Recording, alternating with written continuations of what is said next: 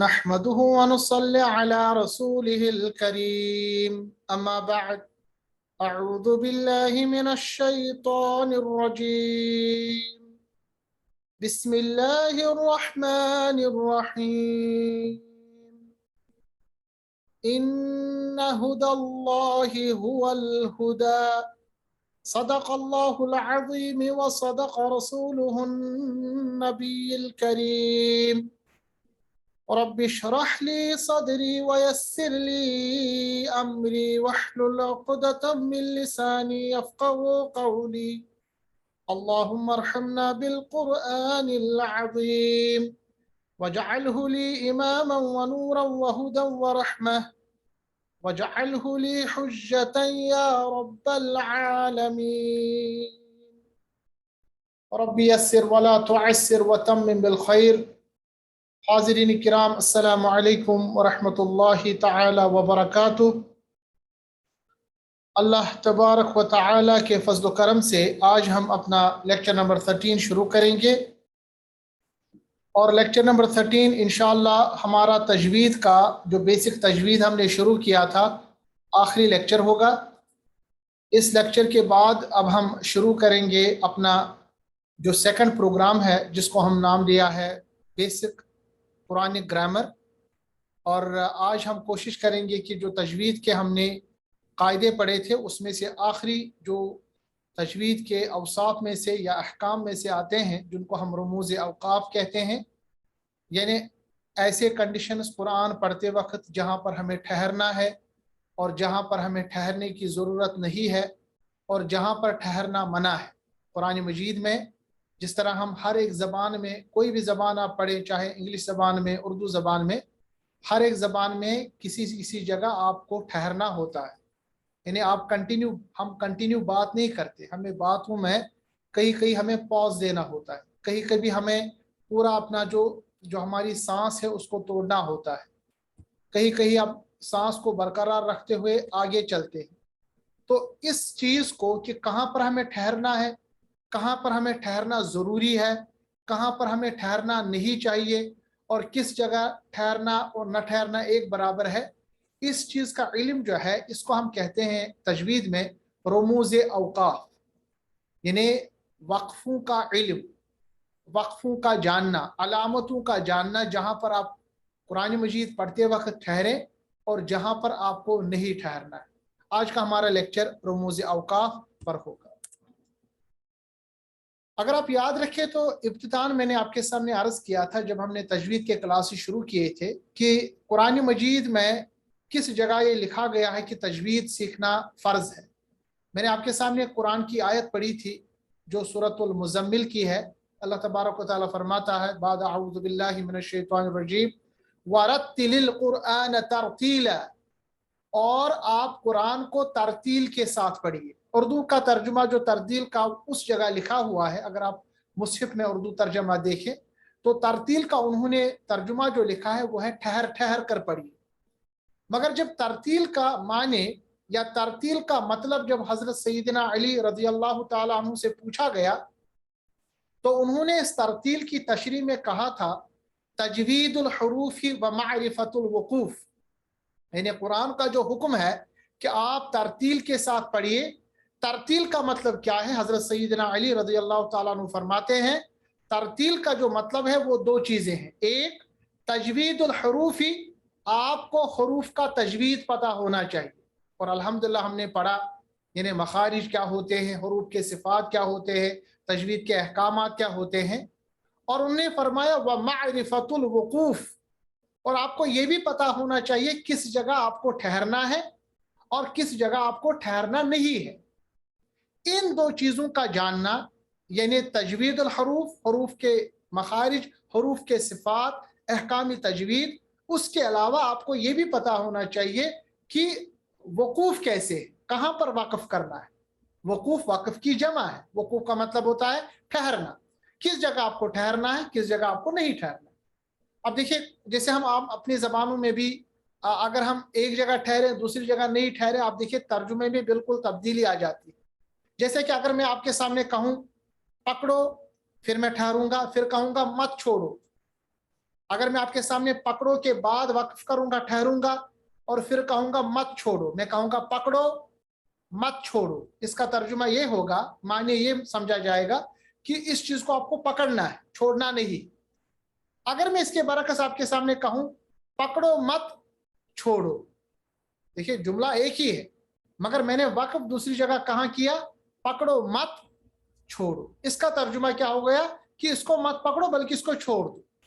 एक ही जुमले में एक जगह वक्फ करने से तर्जुमा एक है, दूसरी जगह वक्फ करने से तर्जुमा डिफरेंट हो जाता है। तो ये आपको इंपॉर्टेंस आपको पता चलेगी कि कहाँ ठहरना है कहाँ नहीं ठहरना। जैसे हमारी जबानों में भी जब हम बात करते हैं हमें पता होता है ठहरना कहाँ है, नहीं ठहरना कहाँ है, क्योंकि तर्जुमे में तब्दीली आ सकती है। तो हजरत सईदना अली रज़ी अल्लाह तआला अन्हु का भी यही मौक़िफ़ था जब उनसे पूछा गया तरतील का मतलब क्या है, क्योंकि कुरान ने, अल्लाह तबारक तआला ने हमें फरमाया कि आप तरतील के साथ कुरान को पढ़िए। तो हजरत सईदना अली रज़ी अल्लाह तआला अन्हु का फरमान ये था कि इसका तर्जुमा है, तरतील का माने है कि आप कुरान को तजवीद के साथ पढ़िए। और तजवीद हमने जाना, हर एक हर्फ का मखरज क्या है, हर एक हर्फ की सिफत क्या है, इसके बाद अहकाम तजवीद क्या है, किस हर्फ को लंबा करना है, कौन सा हर्फ कैसे अदा करना है, इदगाम का क्या मतलब है, इकलाब का क्या मतलब है, गुन्ना का क्या मतलब, ये चीजें हमने पढ़ी। और दूसरा जो इम्पोर्टेंट चीज है तजवीद के बारे में, जो तरतील के माने में आता है, वो है मारिफतुल वकूफ, यानी हमें पता होना चाहिए, हमें आइडेंटिफिकेशन ऑफ स्टॉप्स, यानी कहाँ हमें रुकना है कहाँ नहीं रुकना है, कहाँ ठहरना है कहाँ नहीं ठहरना है, इसका हमें इल्म होना चाहिए। ठीक है, तो आज का जो हमारा लेक्चर होगा वो वक्फ के अहकामात और वक्फ की निशानियों के बारे में। ठीक है, तो सबसे पहले हम जानेंगे वक्फ किसको कहेंगे। जब आप देख रहे हैं माने, वक्फ का मतलब होता है कलमे के आखिर में सांस लेकर ठहरना। देखिए जैसे आपने देखा होगा, जब मैं कुरान पढ़ता हूं तजवीद के साथ, क़िराअत के साथ, मैं एक ही सांस में उसको पढ़ता हूं और अचानक मैं अपनी सांस को बीच में कहीं तोड़ भी देता हूं। इस सांस में पढ़ने को तजवीद कहते हैं या क़िराअत कहते हैं, और जहां मैं वक्फ कर रहा हूं, ठहर रहा हूं, अपनी सांस को तोड़ रहा हूं, इसको हम कहते हैं वक्फ करना। तो वक्फ का मतलब यह हो गया कि आप अपनी सांस को तोड़े, ठीक है, और इसके बाद दूसरी सांस से दूसरे हर्फ को पढ़े या दूसरे लफ्ज को पढ़े। हम ये कह सकते हैं कि वक्फ का मतलब है कि कलमे के आखिर में सांस लेकर ठहरना, और कलमे से मुराद यह है कि वो लफ्ज आगे किसी दूसरे लफ्ज से मिलकर निकला हो। जैसे मिसाल के तौर पर यहाँ हमारे पास है लफ्ज मिनकुम, जब आपने कुम के बाद अपनी सांस तोड़ दी, इसका मतलब आपने मिनकुम पे वक्फ किया, तो आपने मीम पे वक्फ किया, क्योंकि आखिर हरफ जो इस मिनकुम में है वो मीम है, तो हम ये कह सकते हैं कि आपने मीम पे वक्फ किया। अच्छा, वक्फ के कलमे में, यानी वक्फ में जो कलमा है, यानी आखिरी कलमा जो वक्फ में है, याद रखना चाहिए, उसको हम कहते हैं मौकूफुन अलैह।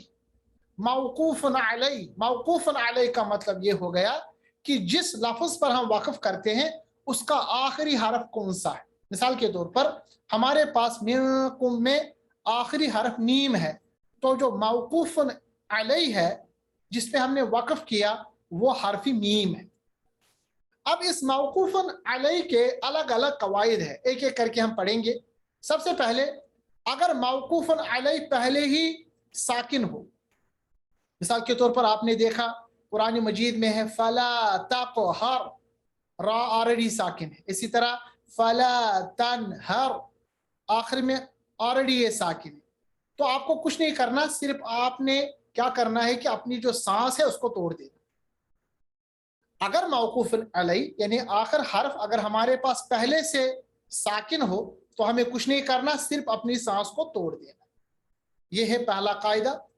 दूसरा कायदा यह है कि अगर मौकूफ अलैह यानी आखिरी हर्फ उस पे आरजी हरकत हो, जिसे मिसाल के तौर पर क़ालत अल अराबू है, असल में क़ालत अल अराबू, ये मिलाने के लिए हम इसको पढ़ते हैं क़ालतिल अराब, असल में लफ्ज यहां पर क़ालत है। ठीक है, तो ये ता के नीचे जो हमने जेर दी है ये असल में आरजी जेर है। इंशाल्लाह जब हम ग्रामर पढ़ेंगे मैं आपको बताऊंगा आरजी जेर किस तरह है। तो अगर ये मिसाल के तौर पर हमारे पास किसी सूरत में आया और हमें वक्फ करना पड़ा यहाँ पर, तो क्या करना है कि हमें क़ालत यानी इस आर्जी ज़ेर को हमें हटाना पड़े, ठीक है। और अगर हम वक्फ यहाँ नहीं कर रहे क़ालत पर, तो हमें पढ़ना पड़ेगा क़ालतिल अअराबु, ठीक है। अगर अलबत्ता हम वैसे ही पढ़ेंगे जैसे लफ्ज है, तो हमें पढ़ना पड़ेगा क़ालत, यानी आखिरी हर्फ को हमें साकिन बनाना है जब आखिरी हर्फ पे हमारे पास आरजी हरकत, ओरिजिनल हरकत ना। तीसरा कायदा यह है कि अगर मौकूफन अलैह यानी आखिरी हर्फ अगर वो गोलता हो, गोलता, ठीक है। मिसाल के तौर पर हमने पढ़ा है यहाँ पर हसनतन, ये जो है आप ता देख रहे हैं ना, ये गोलता है। गोलता मतलब गोल बना हुआ, उसके ऊपर दो नुक्ते हैं, इसको आप गोलता बताते हैं। जब हम वक्फ करते हैं गोलता पर, तो वक्फ की हालत में ये गोलता जो है ये हा साकिन में तब्दील हो जाता है। इसीलिए हम क्या पढ़ते हैं, हम हसनतन को जब हम वक्फ करते हैं हम पढ़ते हैं हसना, पढ़ना चाहिए हसनत क्योंकि ता है आखिर में। मगर कायदा यह है कि अगर हम गोल ता पर वक्फ करें, जैसा कि आपने यहां देखा हसनतन, तो ता जो है वो वक्फ की हालत में हा में तब्दील हो जाता है, गोल हा में तब्दील हो जाता है, ठीक है। इसी तरह अगर हमारे पास आखिर में उल्टा पेश हो, खड़ी जेर हो, उस सूरत में भी ये आखिरी जो मौकूफन अलैह है ये सुकून में आ जाता है, वरसूलु, हालांकि वरसूलुहु है। इसी तरह रब्बिही है, वक्फ की हालत में रब्बी, यानी अगर आप गोलता देखें, गोलता वक्फ की हालत में गोल हा में तब्दील होता है, और अगर आप गोल हा देखें उसके ऊपर कोई भी हरकत हो तो आखिर में वो साकिन ही बनता है, ठीक है, याद रखना चाहिए। ये तो तीसरी कंडीशन। चौथी कंडीशन है अगर हमारे पास गोलता के अलावा कोई भी हमारे पास आखिरी हर्फ हो जिसपे हमारे पास, जिसको हम कहते हैं खड़ी जबर हो या दो जबर हो, याद रखिएगा, खड़ी जबर हो या दो जबर हो। जैसे यहां पर है वद्दुहा, यहां पर है माअन, दो जबर, निदाअन। याद रखना चाहिए दो जबर जो है वक्फ की हालत में एक जबर और एक अलिफ में तब्दील हो जाता है। जैसे माअन जो है ये बन जाएगा माआ, एक जबर और एक जबर को अलिफ बन जाएगा। इसी तरह निदाअन जो है ये बन जाएगा निदाआ। बहुत इंपॉर्टेंट चीज है ये, यानी दो जबर जो है याद रखना चाहिए, सिर्फ दो जबर में, दो जबर जब भी आखिर में आए, मौकूफन अलैह पे आ जाए उस वक्त, या खड़ी जबर आखिर में आए, याद रखना चाहिए आखिर में एक जबर एक अलिफ में तब्दीली आ जाती है। जैसे काना पढ़ेंगे, इज़हाबन को इज़हाबा पढ़ेंगे, कानन को काना पढ़ेंगे, ठीक है। ये सबसे इंपॉर्टेंट चीज आपको याद रखना है। इन्हें वक्फ की हालत में दो चीजें इंपॉर्टेंटली आपको ज्यादा याद रखनी पड़ेगी। एक ये कि अगर लास्ट में दो जबर हो वो एक अलिफ और एक जबर में तब्दील होता है, और अगर गोलता हो जैसा कि आपने यहां देखा हसनतन, तो वो गोल हा में तब्दील हो जाता है। बाकी देखिए पांचवी सूरत जो है मौकूफन अलैह पे जबर हो तो आखिर हरफ साकिन होगा, जैसे खलक बन जाएगा खलक। इसी तरह अगर मौकूफन अलैह पे जेर हो या दो जेर हो उस सूरत में भी वो साकिन बन जाएगा, जैसे तल्लाही बन जाएगा तल्लाह, हा बन जाएगा, साकिन बन जाएगा। नईमिन बन जाएगा नईम। इसी तरह अगर हमारे पास आखिर में दो पेश हो उस वक्त भी वो साकिन बन जाएगा आखिर में। और इसी तरह हमें याद रखना, ये तो थे हमारे पास 6 वो कंडीशन जिसमें मौकूफ अलैह हमारे पास अलग अलग तरीके से आता है।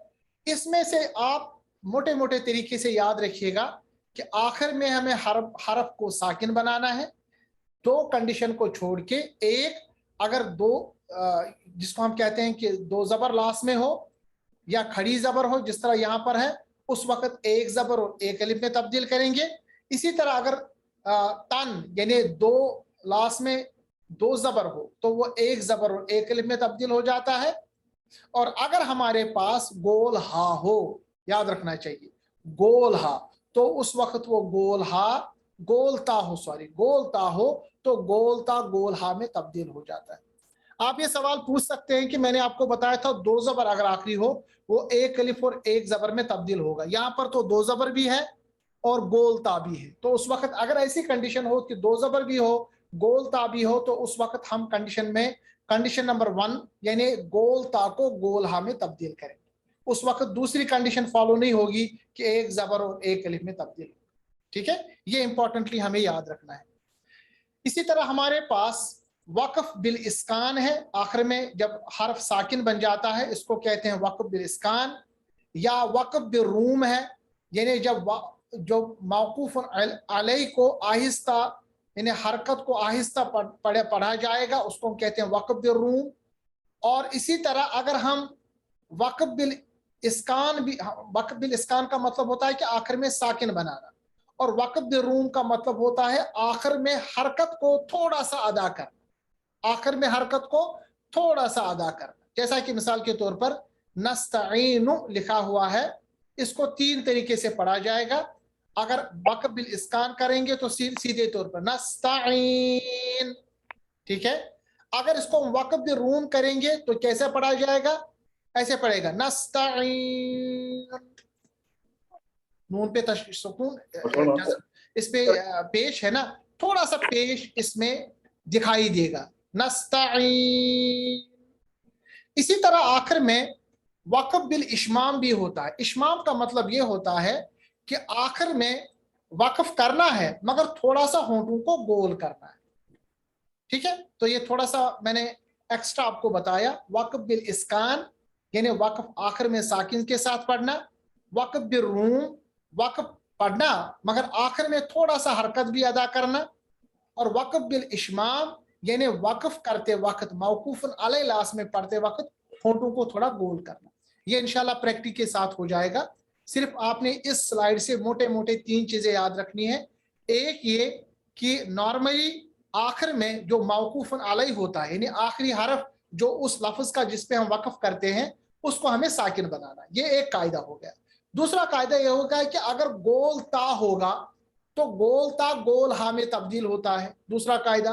तीसरा कायदा अगर दो जबर आखिर में हो तो वो एक जबर और एक अलिफ में तब्दील होता है। ये 3 मोटे मोटे कायदे हमारे वक्फ के अहकामात में आते। बाकी ये जो मैंने आपको बताया वक्फ बिल इस्कान साकिन के साथ वक्फ करना, वक्फ बिल रूम यानी वक्फ करते वक्त थोड़ा सा हरकत को निकालना, और वक्फ बिल इशमाम यानी जब हम साकिन बनाते हैं तो थोड़ा सा होंठों को गोल करना। इंशाल्लाह ये जब मैं आपको प्रैक्टिकल दिखाऊंगा उस वक्त में आपको मैं इन चीजों की निशानदेही करूंगा। ठीक है, अब इसके बाद दूसरा जो इम्पोर्टेंट हमारे पास है, और माशाल्लाह हम तकरीबन इसको जानते हैं मगर अपने सबक को इयादा करने के लिए इसको हम पढ़ेंगे। पहले लेक्चर में या पहले जो स्लाइड में हमने ये पढ़ा था कि ये जो हमारे पास वक्फ के अहकामात क्या है। दूसरे स्लाइड में हम पढ़ेंगे कि वक्फ के रुमूज क्या है। रुमूज मतलब कौन सी निशानियां हैं वक्फ की जो कुरान मजीद में पाई जाती है। देखिए हमारे पास 2 मुसहफ है, एक मुसहफ है जो हिंदुस्तान पाकिस्तान बांग्लादेश में दिखाई देता है, दूसरा जो है जो सऊदी अरब में हम पढ़ते हैं, मिडिल ईस्ट में पढ़ते हैं। और सऊदी अरब और मिडिल ईस्ट में जो वकूफ है ना कुरान में वो बहुत कम है।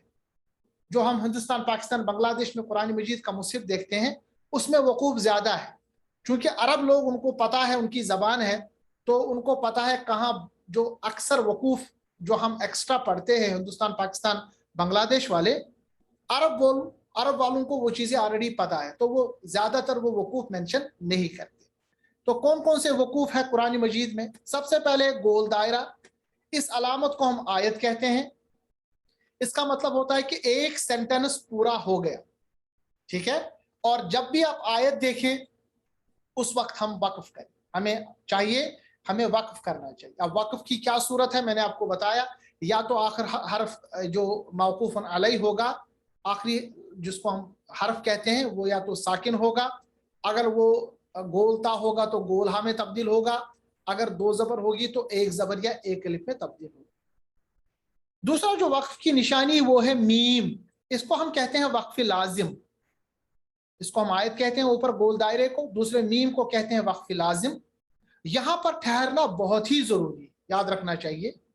आयत पे हम ठहरते हैं मगर मीम पे ठहरना बहुत ही जरूरी है। अगर हम मीम पे नहीं ठहरे तो तर्जुमा कुछ का कुछ हो जाए। تو सबसे इंपॉर्टेंट बात आप याद रखिएगा, मीम का मतलब ही है वक्फ लाजिम, इस पे बहुत ज्यादा ये obligatory pause for true meaning है, यानी असल में जो एक्चुअल माने हैं उसके लिए इसमें पॉज करना जरूरी है। इसके बाद आप देखेंगे तो को कहते हैं वक्फ मुतलक, और वक्फ मुतलक पे भी ठहरना चाहिए, ठीक है। उसके बाद है जीम का मतलब है वक्फ जायज, यहां पर आपकी चॉइस है, आप रुक सकते हैं, आप आगे भी बढ़ सकते हैं, यानी उतना कंपलसरी वक्फ नहीं है। इसके बाद है जा को कहते हैं वक्फ मुजव्वज, वक्फ मुजव्वज में भी इजाजत जीम की तरह है, आप ठहरे या आगे बढ़े कोई मसला नहीं, ठहरना अलबत्ता बेहतर है। इसके बाद सौद है, सौद को हम कहते हैं वक्फ मुरखस, यहाँ लिखा हुआ है वक्फ मुरखस, और वक्फ मुरखस का मतलब यह है कि मिलाकर पढ़ना चाहिए, यानी ठहरना नहीं चाहिए, आगे बढ़ना चाहिए। अलबत्ता अगर आप ठहर गए, मतलब आपकी सांस उतनी नहीं है कि आप कंटिन्यू कर पाए आयत तक, तो आप ठहर सकते हैं, रुखसत है, इसीलिए इसको कहते हैं मुरखस, जहां पर नहीं ठहरना चाहिए, मगर अगर आप ठहर गए तो कोई मसला नहीं। इसके बाद है ये स्वला को असल में अरबी में कहते हैं अल वस्लुल ऊला। अल वस्लुल ऊला का मतलब है वसल बेहतर है, वसल वाकफ की जिद है, वाकफ का मतलब होता है ठहरना, वसल का मतलब होता है आगे बढ़ना, तो ये वाकफ की जिद है, यानी इसका मतलब है कि मिलाकर पढ़ना बेहतर है। इसी तरह आप यहाँ पर है कौफ का मतलब होता है कील अलैहिल वक्फ, और यहाँ भी नहीं ठहरना चाहिए, ठीक है।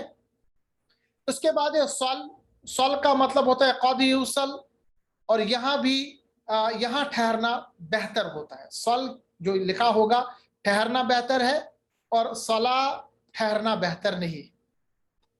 इसी तरह है किफ अरबी में कहते हैं स्टॉप, ठीक है, ठहरो, और यहाँ हमें ठहरना चाहिए जब भी किफ लिखा हो। इसी तरह कभी कभी सीन लिखा होता है या पूरा लिखा होता है सकता। अब याद रखिएगा, सीन या सकते का मतलब क्या है, यहां पर आप ठहरिए मगर सांस ना तोड़िए। देखिए एक चीज मैं आपको कहना भूल गया, वो ये है वक्फ की हालत में हमें क्या करना है। एक तो मैंने आपको 3 कंडीशन बताई, या तो आखिरी हर्फ साकिन बनाना है, या गोल ता को गोल हा में तब्दील करना है, या 2 ज़बर को 1 ज़बर 1 अलिफ में तब्दील करना है। इसके साथ साथ जो हमारी जो सांस है ना, उसको भी तोड़ना है, यह वक्फ की हालत में जरूरी है। फिर हमें दूसरी सांस में आगे ले जाना है, आगे जाना है, ठीक है। मगर कुछ वकूफ ऐसे हैं, कुछ अलामात ऐसे हैं वक्फ में, जैसे यहाँ पर सकता है, इसमें क्या है कि हमें ठहरना है मगर सांस वही बरकरार रहेगी जो पिछली थी, यानी हमें अपनी सांस को तोड़ना नहीं है, ये सकता इसको कहलाते हैं। मतलब यहाँ थोड़ा सा ठहरना चाहिए मगर सांस बरकरार रहेगी, सांस नहीं टूटेगी। हालांकि बाकी चीजों में हमें सांस तोड़ना है, मगर जब हम सकता करें हम ठहरेंगे मगर सांस नहीं तोड़ेंगे, ठीक है, थोड़ा सा ठहरेंगे फिर उसी सांस में आगे बढ़ेंगे, थोड़ा सा आगे बढ़ेंगे। इसी तरह है वक्फा, वक्फा जो है ये लंबे सकते की अलामत है। मान लीजिए अगर सकता में हम 1 सेकंड के लिए रुकते हैं फिर आगे बढ़ते हैं, वक्फा में हमें 3 या 4 सेकंड रुकना है फिर हमें आगे बढ़ना है मगर सांस नहीं तोड़नी, इसको कहते हैं वक्फा। इसके बाद हमारे पास है ला का मतलब होता है हरगिज नहीं। जब भी आप ला देखेंगे उसका मतलब यह होगा कि हरगिज वक्फ ना करें, जिस तरह मीम का मतलब होता है कि यकीनन वक्फ करें, इसी तरह इसके अपोजिट में कंप्लीटली है ला का मतलब है ला वक्फ अलै, यहाँ फॉरबिडन है, यहाँ वक्फ करना मना, ठीक है। ये तो हमारे पास वो अलामतें हैं जो हम देखते हैं कुरान मजीद। इसके अलावा वक्फ गुफरान लिखा होगा, कभी वक्फ नबी लिखा है, कभी वक्फ जिब्रील लिखा है, वो स्पेशल कंडीशन है, आखिर में लिखा होता है, इसका मतलब होता है कि उन जगहों पे हमें वक्फ करना चाहिए। एक और चीज होता है कि कभी कभी हम देखते हैं कि एक के बजाय 2-3 वक्फ होते हैं एक साथ, जैसे आयत है उसके ऊपर मीम है, तो उलमा कहते हैं कि उस वक्त अगर हम देखेंगे आयत के ऊपर क्या है, अगर वो स्ट्रांग वक्फ होगा तब हमें आयत पे रुकना होगा, और अगर वो वीक वक्फ होगा, जैसे आयत के ऊपर अक्सर हम देखते हैं ला लिखा होगा, लाम अलिफ ला, इसका मतलब ये होगा कि आपकी चॉइस है, आप रुके या आगे बढ़े। क्लियर, ये उस वक्त हमें देखना है कि ऊपर स्ट्रांग वक्फ है या वीक वक्फ है। अगर स्ट्रांग वक्फ है तो रुकना तो जरूरी है, अगर वीक वक्फ है तो आपके पास एक चॉइस है कि आगे भी बढ़ सकते, ठीक है। ये तो थी एक और बात। एक और बात वो ये है कि कभी कभी आयत लंबी होती है, कोई वक्त नहीं, जब हम पढ़ते हैं पढ़ते हमारी जो सांस है वो लगता है कि उखड़ गई, हम अपनी सांस तोड़ देते हैं, इन्हें वक्फ करते हैं। اگر وہاں پر کوئی وقف کی علامت نہ ہو تو پھر اس لفظ کو پھر سے دوسری سانس سے پڑھنا چاہیے، انہیں تھوڑا سا پیچھے جانا چاہیے. میں اس کی مثال ابھی پڑھتے وقت آپ کو بتاؤں. مگر اگر وقف ہے اس میں سے کوئی وقف تو آپ ٹھہرے، پھر آپ اس کے بعد والا جو حصہ ہے وہ قرآن مجید کا پورا ادا کر سکتے. تو یہ موٹے موٹے کچھ ایسے رموز ہے، نشانیاں ہیں وقوف کی، جہاں پر کہیں ہمیں رکنا ہے کہیں نہیں رکنا. اور اکثر ہمارے جو قرآن مجید کے مصحف ہے آخر میں یہ دیا گیا ہوتا ہے، آپ اس کو پھر سے ایک بار اعادہ وہاں کر سکتے. جیسے ہمارے پاس ٹریفک لائٹ ہے نا، ویسے آپ اس کو یاد رکھ سکتے ہیں. جیسے اب جب بھی ہمارے پاس ریڈ لائٹ ہے تو مان لیجئے میم ہے، وقف کرنا ضروری ہے، ادروائز آپ آگے بڑھیں گے تو ترجمہ تبدیل ہو سکتا ہے. اسی طرح سین ہوتا ہے، سین کا مطلب یہ ہوتا ہے کہ آپ وقف کریں مگر آپ کی جو سانس ہے وہ ٹوٹے نہیں. اسی طرح ہمارے پاس عربک مصحف میں قلا ہوتا ہے، قلا کا مطلب ہوتا ہے بیٹر ٹو سٹاپ. حالانکہ اس کا حکم میم کی طرح نہیں ہے مگر پھر بھی یہ بہتر ہے کہ آپ یہاں ٹھہریں. اسی طرح ہمارے پاس ہے جیم، اس کی کنڈیشن مثال ہے ویسے ہی کہ آپ جیسے ہمارے پاس یلو لائٹ ہے نا تو ٹھہرنا بہتر ہے مگر آپ آگے بھی بڑھ سکتے. صلا بھی جیم کی طرح ہے، اور لا جو ہے یہ گرین لائٹ ہے، یہاں آپ کو نہیں ٹھہرنا ہے، یہاں ٹھہرنا منع. جیسا پیچھے گاڑیاں پوں پوں کرتی ہے، آوازیں ہارن بچاتی ہے جب آپ رکیں گے اور آگے گرین لائٹ ہوگی، مان لیجیے ویسی ہی ہے، آپ کو یہاں قطعاً نہیں ٹھہرنا. اچھا ایک اور چیز وقف میں ہے، آپ دیکھیں گے یہ سورۃ الفاتحہ جب ہم پڑھتے ہیں الحمدللہ، اس میں آپ دیکھیں گے کہ یہ کنڈیشن ہے، الف لام میم بھی ہے، الف لام میم ذالک الکتاب لا ریب فی اور ہدل. فی اور ہدل کے بیچ میں آپ دیکھیں گے تین تین نقطے، اس کو کہتے ہیں معائنکہ. معائنکہ کا مطلب یہ ہے کہ دونوں میں سے ایک جگہ آپ کو ٹھہرنا ہے، آپ کی چوائس ہے، ایک جگہ ٹھہرنا ہے ایک جگہ نہیں ٹھہرنا ہے. اسی لیے دو نقطے، یہ تین تین نقطے دو بار لکھے ہوتے. وہی میں نے آپ کو بتایا کمپلسری جہاں وقف کرنا ہے وہ میم ہے، طا ہے، یہاں ہمارے پاس گول دائرہ مطلب آیت ہے. معائنکہ ہے، معائنکہ میں ایک جگہ ٹھہرنا ہے ایک نہیں ٹھہرنا. اور کبھی کبھی اس طرح کی کنڈیشن آپ دیکھتے ہیں، یہ وقف رسول کہلاتا ہے یا وقف جبریل، وقف غفران. تو ان جگہوں پہ آپ کو وقف کرنا ضروری ہے، ٹھہرنا ضروری ہے. پریفریبل سٹاپ جیم ہے، وقفی جائز، آپ ٹھہر سکتے ہیں بہتر ہے. بریف پاس انہیں تھوڑا سا وقف کر کے اسی سانس میں دوسری آیت کو پڑھنا یا آگے بڑھنا، یہ سکتہ اور وقفہ ہے. اور یہ وہ کنڈیشن ہے جہاں بہتر ہے کہ آپ نہیں ٹھہریں، خصوصاً لا بالکل منع کیا گیا ہے، صل ہے، صلا ہے، قاف ہے، زا ہے، ان کو بہتر ہے کہ یہاں پر آپ نہ ٹھہرے. قف کے بارے میں یہ ہے کیونکہ قف کہتے ہیں وقف کو، تو بہتر کچھ علماء کہتے ہیں کہ یہاں ٹھہرنا ہی بہتر ہے. مگر باقی یہ صل ہے، صاد ہے، زا ہے، قاف ہے، صلا ہے، اس میں ہمیں نہیں ٹھہرنا چاہیے. اسی طرح میں نے آپ کو بتایا کہ اگر آیت کے اوپر لا ہوگا یا 5 بنا ہوگر لا ہوگا تو یہاں پر ہمارے پاس ایک چوائس ہے، ہم چل سکتے ہیں آگے اور ٹھہر بھی سکتے ہیں. ٹھیک ہے، اب میں آپ کے سامنے آیت الکرسی پڑھوں گا، قرآن مجید کی سورۃ البقرہ کی آیت ہے یہ، اور اس کو پڑھتے وقت آپ میں بتاؤں گا کہاں کہاں کیا وقف ہے اور تجوید کے کون کون سے قاعدے اس میں فالو ہو رہے ہیں. اعوذ باللہ من الشیطان الرجیم، بسم اللہ الرحمن الرحیم. اللہ لا الہ الا هو الحی القیوم لا تأخذه سنة ولا نوم له ما في السماوات وما في الأرض من ذا الذي يشفع عنده إلا بإذنه يعلم ما بين أيديهم وما خلفهم ولا يحيطون بشيء من علمه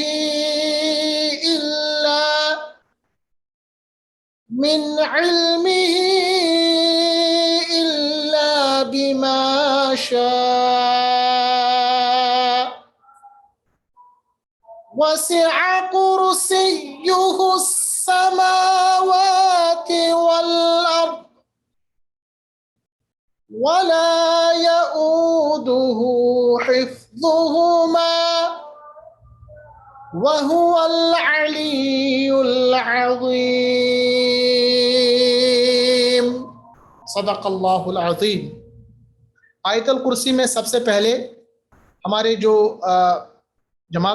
جلال صاحب ہیں یا عبد الرحمن صاحب ہیں، اگر آپ مائک کھولیں بھی تاکہ آپ اس کا اعادہ کریں جو ہم قواعد پڑھتے ہیں۔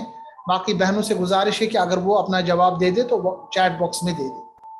اللہ میں جو لامی جلالہ ہے، لامی جلالہ مطلب ہوتا ہے اللہ کا لام، اللہ میں جو لام ہے اس کو لامی جلالہ کہتے ہیں، اور اس سے پہلے جو حرف ہے حمزہ اس پہ زبر ہے تو لامی جلالہ موٹا پڑھا جائے گا، پر پڑھا جائے گا۔ اللہ، اللہ، منہ بھر کے ہونٹوں کو گول کیجیے گا۔ لا الہ، لام کے ساتھ جو یہ الف ہے اس پہ مد بنی ہے، یہ مد فرعی کی ایک قسم ہے۔ حرف مد لام کے ساتھ الف ہے، سبب مد بشکل الف یہاں پر حمزہ ہے کیونکہ اس کے نیچے زیر ہے۔ یہ الگ الگ کلمے میں ہے تو اس کو کہتے ہیں مد منفصل، یہ مد فرعی کی ایک قسم ہے، مد منفصل۔ الہ الا ہو، دیکھیے اصل میں تھا ہوا، وقفی جائز ہے، ہم ٹھہر رہے ہیں تو ٹھہرنے کی حالت میں نے آپ کو بتایا آخر میں واو پہ زبر ہے تو یہ ساکن بنے گا، واو ساکن ماقبل پیش تو اس پہ مد اصلی ہوگی، مد اصلی ایک الف کے برابر۔ الحی القیوم، القیوم تھا مگر چونکہ میں نے آپ کو بتایا وقف کی حالت ہے، وقفی جائز، تو ہم میم کو ساکن بنائیں گے۔ یہ سکون واو ساکن ماقبل پیش جو ہے یہ حرف مد ہے اور یہ سکون اس کے لیے عارضی سبب بنے گا، تو یہاں پر واو پہ جو مد آئے گی اس کو کہتے ہیں مد وقفی، مد عارض وقفی، کیونکہ عارضی مد ہے اور وقف کی حالت میں ہے مد عارض وقفی، یہ مد فرعی کی ایک قسم ہے۔ لا تأخذه، حمزہ پہ دیکھیے یہ الف جو بنا ہوا ہے نا، اس پہ جو سکون بنا ہے اس کو کہتے ہیں حمزہ۔ حمزہ پہ جب بھی آپ سکون دیکھیں گے، جزم دیکھیں گے تو جھٹکا کرنا ہوتا ہے، جھٹکا مطلب آواز کو روکنا تیزی کے ساتھ، جیسے تا، لا تا، تا نہیں، لا تا، تأخذه سنۃ، دو پیش کے بعد واو ہے، ادغام بغنہ، کیونکہ نون ساکن یا تنوین کے بعد یا میم واو نون میں کوئی آئے گے تو ادغام بغنہ ہو جاتا ہے، ادغام غنے کے ساتھ۔ ولا نوم، واو ساکن ماقبل زبر واو لین، اور یہاں چونکہ سکون آئے گا عارضی تو اس کو مد لین بھی کہیں گے۔ لہو ما فی السماوات وما فی الارض، دیکھیے وقف مطلق ہے، داد کو ہم ساکن بنائیں گے حالانکہ اس پہ زیر تھی۔ را ساکن ماقبل زبر، را کو پر پڑھیں گے۔ من ذا الذی، نون ساکن کے بعد دال، نون کی آواز کو چھپائیں گے، اخفا کریں گے۔ ذا الذی یشفع، عین کا خیال رکھیے گا، مستحلق ہے مخرج اس کا۔ عندہ، نون ساکن کے بعد دال، یہاں پہ بھی اخفا ہوگا، چھپائیں گے آواز۔ الٹا پیش واو ساکن ماقبل پیش کے برابر یعنی مد حرف مد ہے، اس کے بعد اللہ کا یہ حمزہ اس کے لیے سبب ہے، تو یہ مد فرعی کی قسم کون سی قسم، کیونکہ عندہ ایک کلمہ ہے، اللہ دوسرا کلمہ، تو مد منفصل۔ بِإِذْنِهِ، دال کو نرم پڑھیے گا، نی، دیکھیے کھڑی زیر جو ہے یہ ساکن میں تبدیل ہو جائے گی کیونکہ وقف مطلق ہے۔ یعلم ما بین، یا ساکن ماقبل زبر یا لین، ایدیہم، یہاں پر یا لین، یہاں پر یا مدہ کیونکہ یا ساکن ماقبل زیر۔ میم ساکن کے بعد واو تو یہاں اظہار ہوگا، اظہاری شفی میم کا۔ وما خلفہم، دیکھیے یہاں پر آلریڈی سکون میں ہے یہ تو ہم کچھ نہیں کریں گے، صرف اپنی جو سانس ہے وہ توڑیں گے۔ ولا یحیطون، تو آپ کو پر پڑھیے گا۔ بشیء، دو زیر کے بعد میم ادغام بغنہ، من علمہ، من اظہار، نون ساکن کے بعد حروف حلقی میں سے عین آ رہا، علمہ، کھڑی زیر یا ساکن ماقبل زیر کے برابر یعنی مد، یہاں پر یا مدہ ہے۔ اللہ سبب مد الگ کلمے میں تو حرف مد مد الگ الگ کلمے میں، مد فرعی کی کون سی قسم، مد منفصل۔ الا بما شاء، حمزہ ساکن بنے گا، جھٹکا ہوگا، اور यहाँ पर जो मद है मद मुत्तसिल है। वसिअ कुर्सियुहु, रा को पुर पढ़ेंगे, रा साकिन माकबल पेश, समावाति वल अर्द, रा को पुर, दाद को यहाँ साकिन बनाएंगे, वक्फी जायज, वला यऊदुहु हिफ्जुहुमा, यहाँ कुछ नहीं करेंगे क्योंकि मीम के साथ अलिफ है, वहुवल अलियुल अज़ीम, यहाँ पे भी हम ठहरेंगे, यहाँ पे मद आरिस वक्फी हो। ठीक है, मुझे लग रहा है अगला लेक्चर जो है इंशाल्लाह हम शुरू करेंगे ग्रामर का, और अगला जो लेक्चर होगा इंशाल्लाह वो हम शुरू करेंगे आपके टाइम के मुताबिक 9 बजे।